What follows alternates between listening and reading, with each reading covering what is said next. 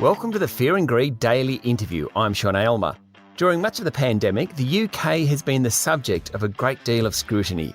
First, it was the seemingly chaotic approach to lockdowns that saw the country record a shocking death toll. And now the hugely effective vaccination program rolled out in recent months. Around half the population have received at least one shot since December, with many already having received their second jab. That's 33 million people receiving 43 million doses. By comparison, Australia has delivered around 1.6 million doses. England's impressive rollout last week resulted in the country emerging from lockdowns that have lasted 3 months. As businesses reopen, I wanted to get a feel for how things are on the ground. Latika Bourke is a journalist with The Age and Sydney Morning Herald based in London. Latika, welcome to Fear and Greed. Lovely to be here. Must be nice to be out of lockdown. Yes, although it should be stressed, it's only a partial easing. So at the moment, some of the things we can do, we can go and get a haircut, which I did on day one. You can go Priorities. Absolutely. You can go and to a restaurant, but you can only sit outdoors. So when the temperature was 12 degrees and lower last week, that was not exactly pleasant. And you can go shopping, which is really great. And you do have to wear your masks indoors, obviously in shops and in restaurants, say you're going to the bathroom or something like that. But overall, the real unlocking probably comes on May 17, where you can actually gather indoors with more than your own household bubble. And you can then, we will see the full economy unlock then, because restaurants will be able to open and go nuts. So just take me back to last year when the pandemic was in full flight, and even earlier this year when you went back into lockdown. What was it like living in London? There's two ways you can look at it. One, obviously, it's extremely depressing, but there was also a very strong sense of solidarity amongst people. Boris Johnson's actually been very good at that. He's always sought to make what we're doing a collective effort. And I know in Australia, for example, you've had border bans, which have caused some division between Australians. We haven't really seen that here in the UK. Now, it was pretty miserable in January and February, and December was the absolute peak of, I think, rage at the government because they said that we would get Christmas. They locked down literally with days to go. People hadn't done their Christmas shopping because we'd been promised that the stores would stay open. And so people were very, very angry and very, very dirty on the government then. Now, in the government's defence, they had this new variant which they did not expect and had not factored into their models, and that was the reason they shut down unexpectedly. But I'd say that was the nadir of it all. But you'd be surprised, there's not a lot of animosity here towards the government, despite how bad things have gone in the UK. And that is because of the spectacular success of the vaccine rollout. So do people expect that this last lockdown is the final big lockdown? Absolutely. And I think that's the bargain that the government has made. So, I mean, yesterday in the UK, there were just 4 deaths recorded associated with COVID-19. Now, that's minuscule. We haven't seen a daily death toll that low since last summer in September, and that was without the vaccines. So people know that we are okay, that we are not in the danger we were, say, 3 or 4 months ago. But the government is going very slowly and sticking to these 5-week intervals before it unlocks the economy any further. Now, looking at the data, it's very clear that we could actually probably progress to a newer stage or a more easing of the lockdown right now. But the government will not do that. And mostly people are okay with that because they would rather this time we come out of it slowly, we come out of it perhaps with a little extra caution, but we don't have to go back into it. Stay with me, Latika. We'll be back in a minute. My guest this morning is The Age and Sydney Morning Herald journalist in London, Latika Bourke. I mean, the economy has been a disaster over there, really all of 2020, and it was sort of hardest hit, really, of most of the European economies. In fact, it was one of the worst hit of all the global economies. What's the government doing to get people out there spending money? Have they got huge spending packages like they do in Australia? Well, that's interesting. I mean, obviously the furlough scheme has propped up the entire economy for the best part of a year. So just explain that one to us for those who don't know about it. Furlough is 80% of your wages, although for the first furlough, the government covered everything. Speaking to some Australian cafe owners last week, actually, they were telling me that as of rounds 2 and 3 of the furlough, because we've had 3 lockdowns here in the UK, actually businesses are expected to provide super, some of those add-ons and things like that. So that actually has come at a cost to businesses.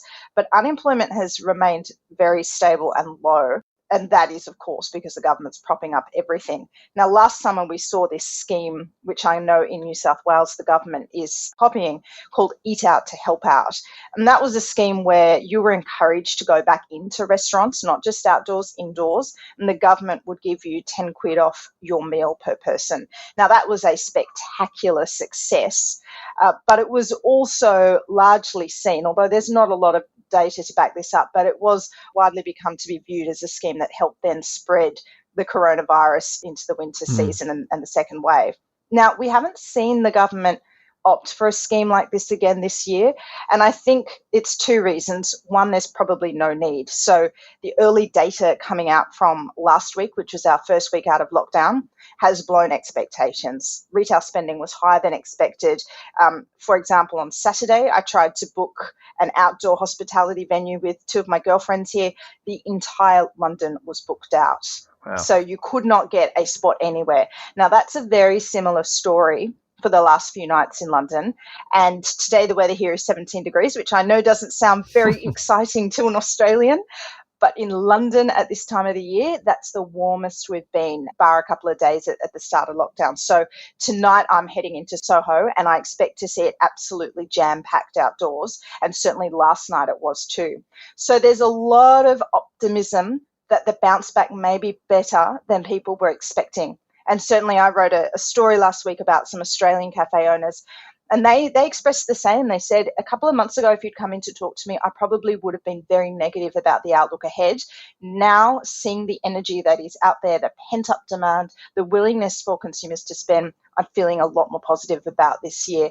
But I think, Sean, also it's worth keeping in mind there's probably some different sectors here that will respond differently. So the City of London remains, the square mile this is, remains an absolute ghost town. White-collar workers are not coming back yet. And there's a big expectation that those workers will probably come back to the offices in some sort of hybrid form, definitely not 9 to 5, Monday to Friday, maybe in September. And that's the end of the school year. That's the new year for the kids. And we think that maybe that will see that part of the economy bounce back. But it's a little too early to tell just how long-term this damage will be and what kind of structural changes it will see in the economy here. You mentioned Boris Johnson earlier on and the fact that his popularity had returned. What do you think the key to that has been? And do you think people will support him over the next year or two? Because he kind of needs that to keep the vaccinations rollouts going. Yeah, look, I think at the start of the pandemic, there was a nationwide complacency. It wasn't just Boris Johnson. And in fact, his scientific advisors at the very start of this pandemic were talking about it as though it was going to be a flu. They did indeed mention the words herd immunity, and it was very clear for a while that that was the strategy the government was chasing. Now, obviously, coronavirus has not behaved like the flu. It's more lethal, and we don't need to go over that because we only need to look at the last year and the data of the UK's experience. What did affect Boris Johnson negatively was probably lockdown 2. Because then the scientists were saying, look, we should probably lock down again sooner than the government wanted to. And the government was holding off. Now, Boris Johnson himself has always been very hesitant and reluctant to lock down. There's not a lot of relish for lockdown measures like we've seen in some parts of Australia here in the UK.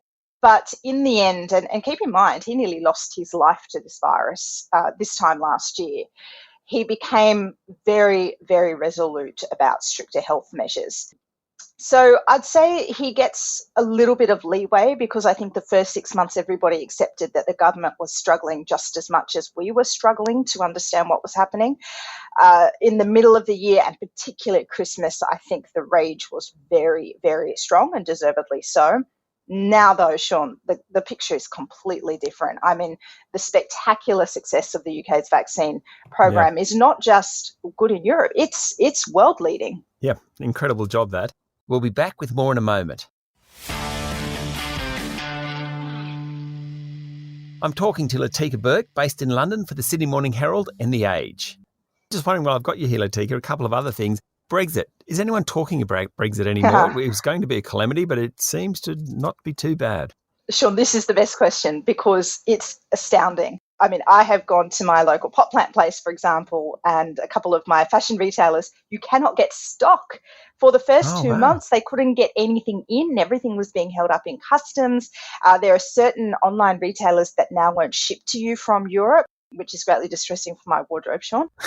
And there was some You have a real great wardrobe, problems. Latika. I mean, I've seen you in the office at times. You dress extremely well, so I can imagine this would be tricky, this one. Well, it's been active wear for the last year, let me assure you. So no great additions.